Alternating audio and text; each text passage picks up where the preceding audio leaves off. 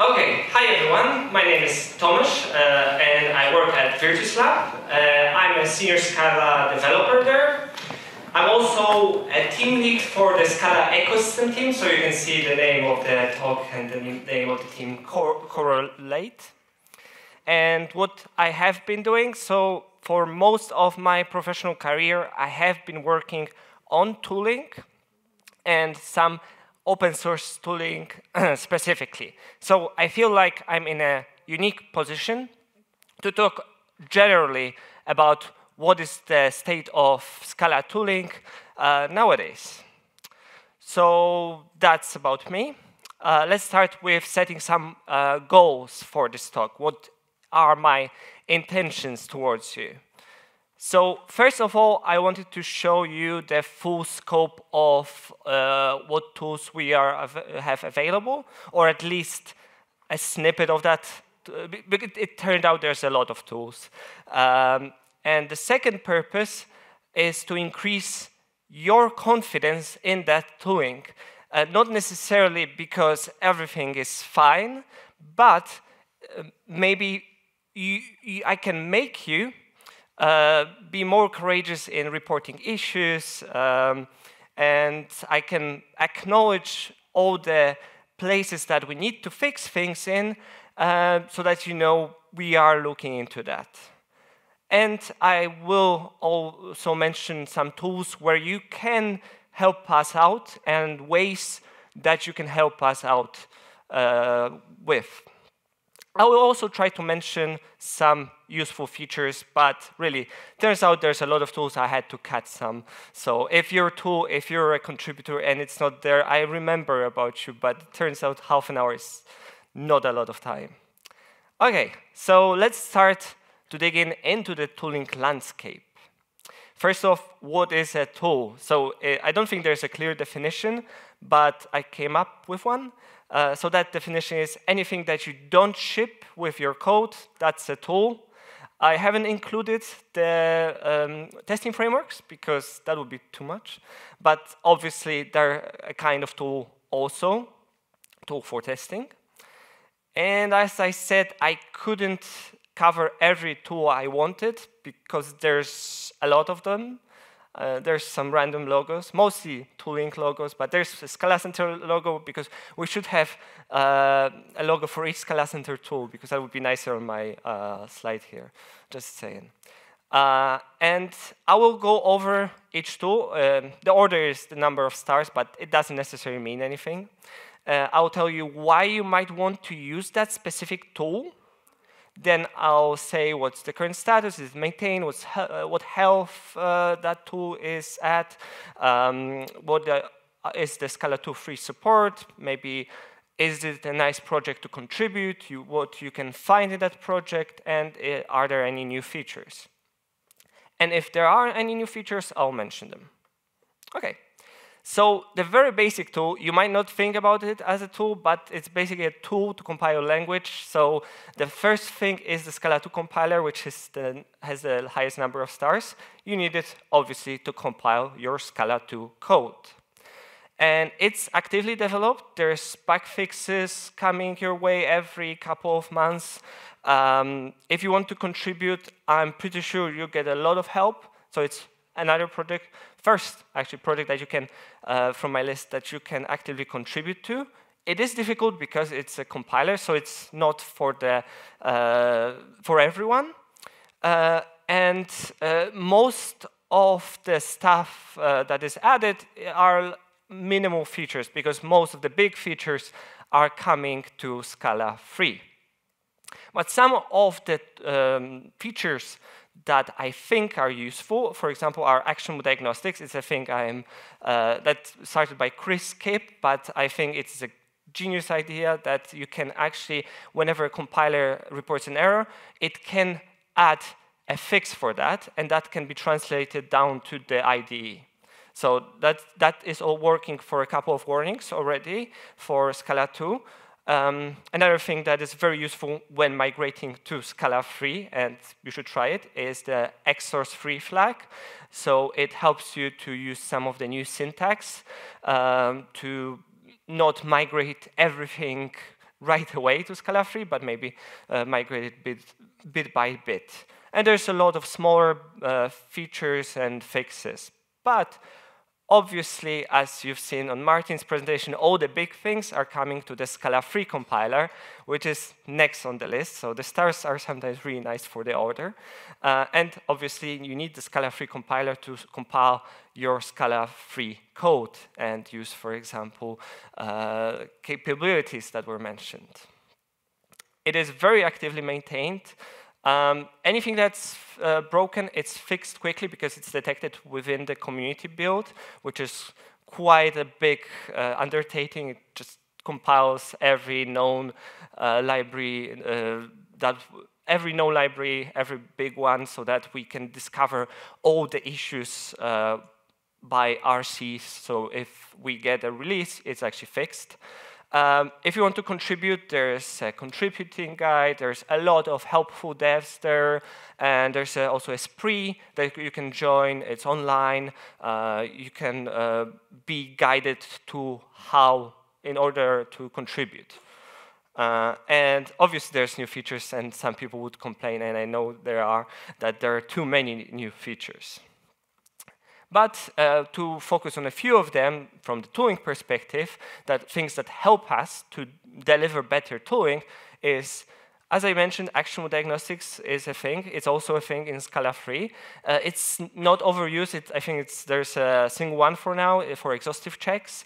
But it is a very nice thing to contribute because you can find an error and try to add actionable diagnostics for it, so that if you actually have that error in your code, you can have a quick fix from the IDE, even if the IDE doesn't have that fix available right from the start. There's some stuff that got merged into the compiler, which is very useful. For example, coverage. The plugin basically got merged into the Scala 3 compiler. Obviously, it had to be rewritten. So, and the semantic DB plugin also is within Scala 3, so it's much easier to release new tooling, because if the compiler is released, then we get all the things that we need. There's another thing that is more recent, is the stable presentation compiler. So if you want to write your own IDE, for example, or you have a minimal IDE, or you want to use some of the features of like an IDE would, then this presentation compiler has a Java interface. It checked MIMAT, so it's released with as a separate module with every Scala 3 compiler release. There's obviously new linting that's coming, which some of that was already available in Scala 2, but there's always more linting coming your way. And another thing that's very useful for tooling is error codes, because each error has actually a stable code, so you can discover, if you want to know if a certain error was showed by the compiler, then you can use that error code to discover it. Okay, so that's with the compilers. Now my project, Metals, it's the one that I work most on. And why would you use Metals instead of IntelliJ? So I think you should, because I really like it. But the biggest reasons are that it directly gets its information from the compiler. So all the nice things Jamie showed you might not be available within IntelliJ. It might be soon, but there's additional work they have to do to make that happen. So any new features, they'll probably have a delay in IntelliJ because they have to implement that within the Scala plugin. And another reason you just want to use a different editor, there's many editors coming your way, things like Z, there's NeoVim, there's VS Code, obviously, but every editor now comes with an LSP support, and Metals is an LSP server, which I should have mentioned, so it provides all the niceties of an IDE to any editor you want. And it is actively maintained. We have some stability issues, which probably are mostly connected to Bloop, which is a build server. I will not mention it, but I need to fix it. We also have both Scala 2 and 3 support. If you want to contribute, I'll help out. We can schedule a call even to talk about an issue. Please, if you want that, you can start with just writing on an issue that you want to contribute. I'll try to get you as much information as you want, and if you get lost, we can have a call. And there's a new feature. Recently, we got the basis support, which is still being improved because there's a lot of factors, and I'm working on helping a company with a really large monorepo to make methods work very well there. We also recently got the Scala 2 and 3 feature parity with one last feature that I implemented. So it's all the same now. It should be all the same now, almost. And there might be some small differences when you get completion or something like that. We also have some new great features coming, which were implemented by my colleagues. One is I really think is very useful. It's searching for implementations of traits interfaces within your dependencies, and it's quite fast, really well made. It will be in the next release. And we have improved decorations coming your way. This is inlay hints, which is an LSP standard and looks very nice in most editors that support it. And the last thing that I want to mention, it's developed by my colleague Jędrzej currently and was started by Wojciech, is telemetry. We want to include opt-in, obviously, telemetry, so that you can send us any error reports right away, so we can try to fix them. And yeah, so those are the features. Let's move on to another tool, which is, you might not think of it as a tool that you can use directly, because that course is used for fetching dependencies within SBT, within metals. Probably, I'm not sure if IntelliJ uses it. It might actually, but yeah, it's used by a lot of the tools. And why would you use it separately for your own projects? Well, if you want to manage your own dependencies, for example, in a script, you want to bring in something quickly or dynamically, there's an API for that. You can use command line to just check if something is available. Maybe you put something on Maven Central, you want to check if it's available, then that's a perfect way to do it. It also provides this ability to install applications, you can just put that, your application into a JSON. There's courses / I think apps, if I remember correctly, and then you will be able to do CS install that application. So it's like very simple package manager for you. And the very useful feature that a lot of the people might not know of is the complete dep subcommand, and there's also an API equivalent for that allows you to search dependencies. So if you don't remember the name or you don't know what the versions are, you can just do CS complete dep and just start writing until you discover the full string that you need to include in your Scala CLI or SBT project. One problem with Coursier currently, and it has been mentioned in the repo, is that it is lacking maintainers. So the main maintainer doesn't have enough time to take a look at everything, and though there are no major issues, there are a lot of smaller ones, so it might be for some people using it death by 1,000 cuts because there's so many small issues. It does support Scala 2 and 3, and there is a contributing guide, but that's it.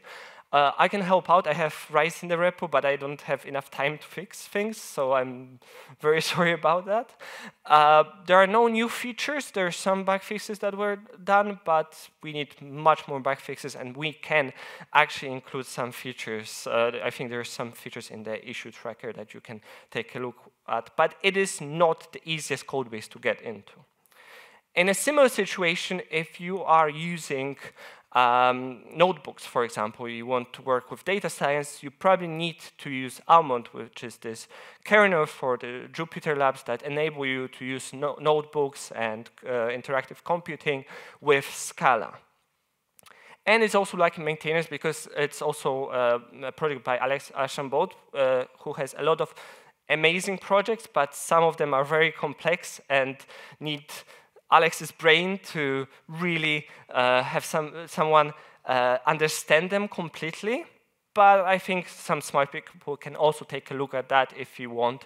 I'm not sure about itself. I've looked, I'm not sure how many people use it or what's the current state, but I'm pretty sure we could use more maintainers. There's a very minimal guide on how to contribute, so it's also not the nicest project to contribute to, but it might be very useful. But, okay, so that's some tools that we need more people at. However, there's some tools that actually have a lot of work being done and almost no issues. So if you want to format your Scala code, you will want to use Scala format.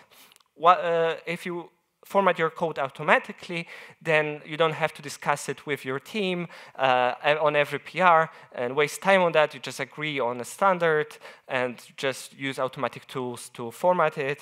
It is inside almost every Scala tooling. And if you want to, for example, experiment with braceless syntax or even fewer braces, as you could have seen in Jamie's presentation, they actually use the fewer braces feature.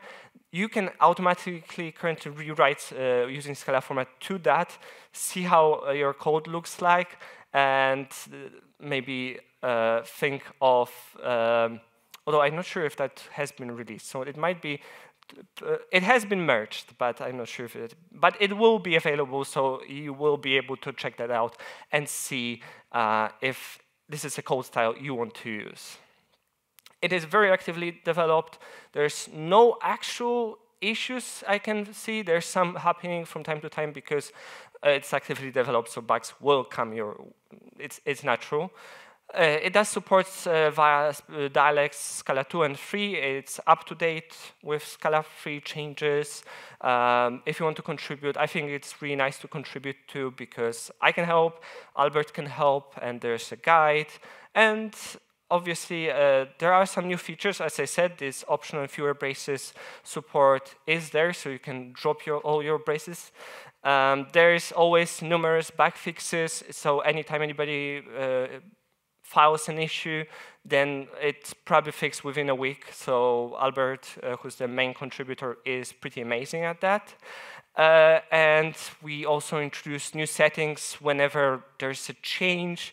We don't want to change the defaults, so we add a setting. So we want to fix something, but we don't want anybody to have their formatting change just because. So there's sometimes new settings, but we try to limit that. At least that's my intention, so that we don't get too many settings, because there's an interplay of different settings within Scala format that can sometimes make your code worse off because there's so many combinations. And as I said, it's up to date with the Scala 3 changes. Another tool that you should probably use is Scala Steward. So it can be used for updating your dependencies automatically. And in this way, limit your tech debt, because you can get gradual increases in library versions so that you don't get remember about it after a year of not updating Scala version, and then everything is very problematic, but you can just do it gradually. It is I don't think there's a lot of new features being done. I think the main maintainer just does them when he thinks of something and wants to work on them, but there are no major issues as I can see. It does support both Scala 2 and 3 dependencies. If you want to contribute, I'm pretty sure you get a lot of help there. As I said, there was no recent new features, but there were some features that were added. So some of you might not know, but Scala CLI is supported by Scala Steward, so you can use Scala Steward on your smaller project with Scala CLI. And if you don't want to run your own instance, you can use our instance, which is run on VirtusLab. There's a special repo, VirtusLab/Scala Steward repositories, I think. And you can use that, put your repository there, and it will be run. And I'm managing that, so if something is not working, please ping me. And you can also use GitHub Actions. There's plenty of examples. And for example, Scala Center repositories or Scala Meta repositories, you can have your own GitHub Actions, so you can have more control over it. Okay. So I mentioned Scala format previously, and the basis of that is Scala Meta, which is a version-agnostic parser, so you can parse both Scala 2 and Scala 3 code. You just have to choose which one you want to parse. And it might be useful to analyze your code.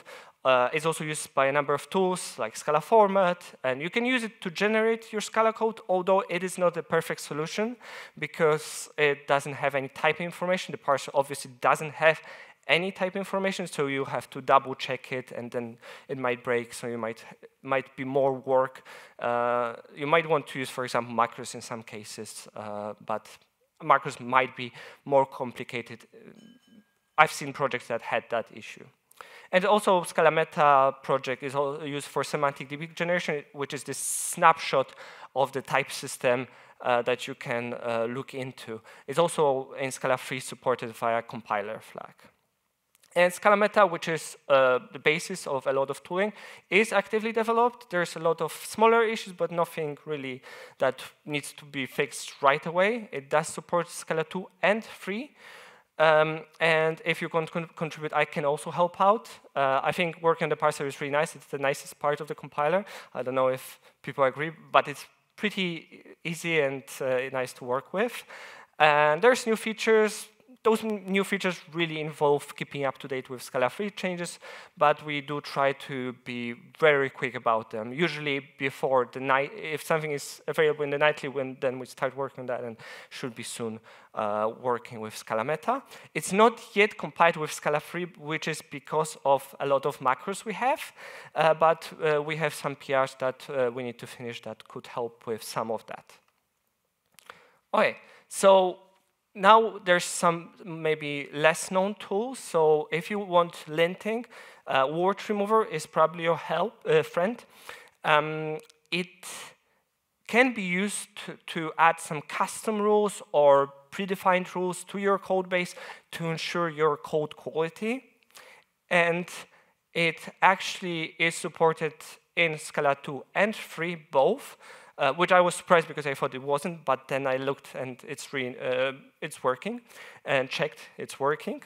The interesting thing is that some of the words, as they call it, are not working with Scala 3 because Scala 3 actually have them fixed without any kind of, like the changes in type inference change the words to not exist anymore.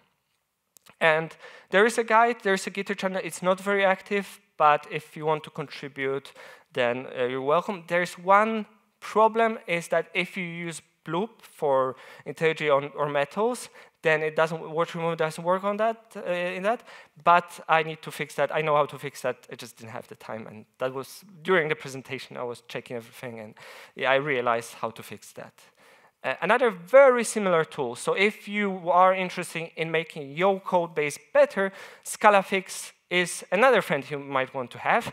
And it's a bit different than word remover because while word remover deals with API that is mostly just the compiler API, ScalaFix has its custom API, so it might be more friendly to some people. It uses Scala Meta and semantic DB underneath.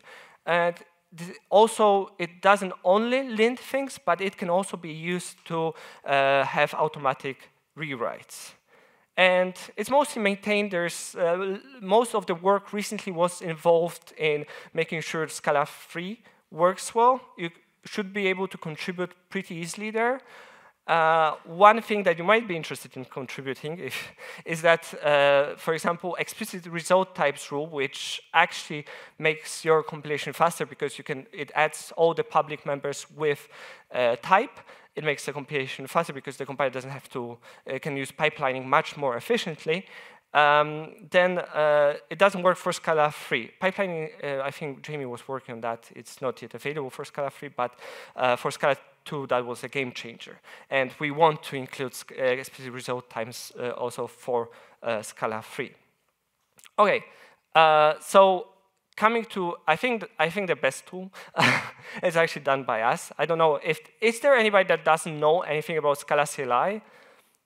Raise your hand if you, well, there's some people, yeah. So why would you want to use this tool? It is a command line interface application for Scala that can be very easy. You just write Scala and the name of the file, and you can write a simple application or script, have it compiled to native JS.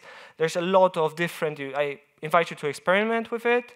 And it also can be a very useful tool for learning. Like yesterday, Zainab told me there were workshops and there were problems with HDMI cable, and she had to quickly switch to another laptop, which was on Windows, and she used Scala CLI, and things were working. So, you know, I think Scala CLI is amazing for that. And it is currently maintained. Mostly we fix bugs. We don't have plans for major new issues.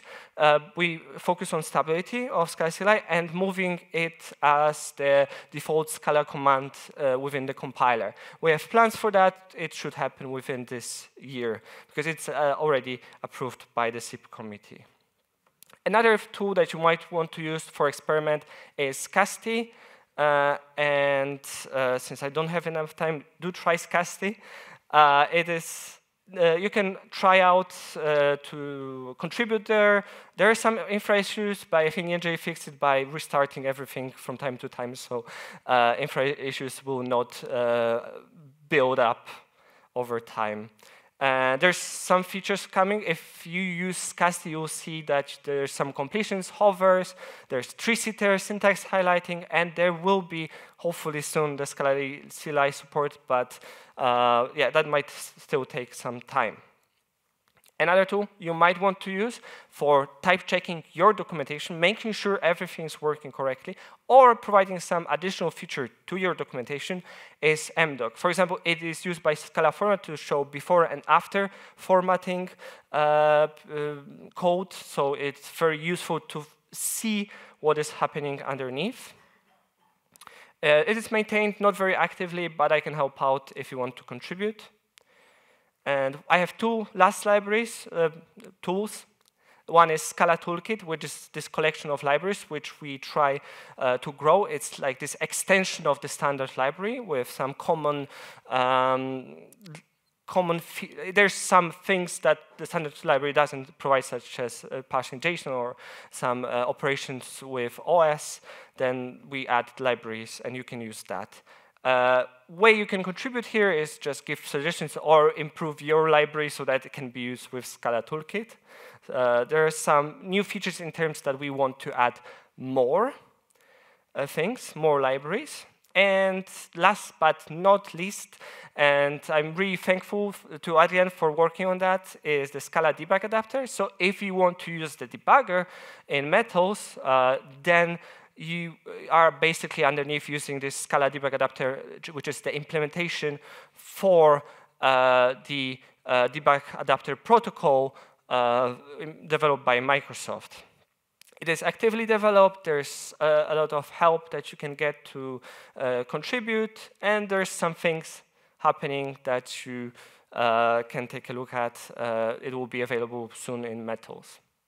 There's obviously a lot more tools. I couldn't cover it all, which I realized. And I wanted to say, as you can see, it's not all bad. The tooling is working, mostly in Scala 2 and 3, and it's being improved, it's being fixed. There's a lot of things that should and will be improved.